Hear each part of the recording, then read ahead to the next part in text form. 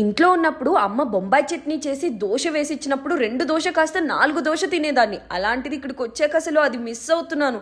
అందుకని ఈరోజు మా అమ్మ రెసిపీ ఎట్టి పరిస్థితుల్లో చేయాలని ఫిక్స్ అయిపోయి స్టార్ట్ చేసాను.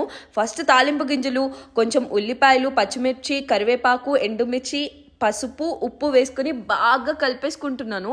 అవి కొంచెం మగ్గేంత వరకు. ఆ తర్వాత కొన్ని వాటర్ వేసుకొని శనగపిండిని ముందుగానే కొంచెం వాటర్లో కలుపుకొని ఆ వాటర్లో వేసేసుకొని కలుపుకుంటే సరిపోతుంది. లమ్స్ పట్టకుండా బాగా కలపాలి, లేదంటే గడ్డలు అయిపోతుంది.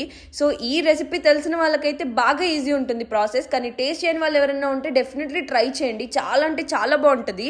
అండ్ నేనైతే దోశలు వేసేసుకున్నాను. నాకు తెలుసు మా అమ్మ అంత బాగా రౌండ్గా వేయలేను, కానీ ఏం చేస్తాం, రాను రాను నేర్చుకోవాలి కదా. వచ్చిందిలేండి ఏదో ఒక మ్యాప్.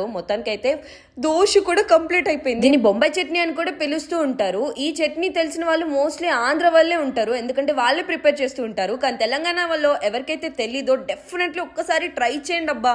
నిజంగా నెక్స్ట్ లెవెల్ ఉంటుంది. దోశ పల్లి చట్నీతో ఎంత బాగుంటుంది, బొంబాయి చట్నీతో కూడా అంతే టేస్ట్ ఉంటుంది అబ్బా.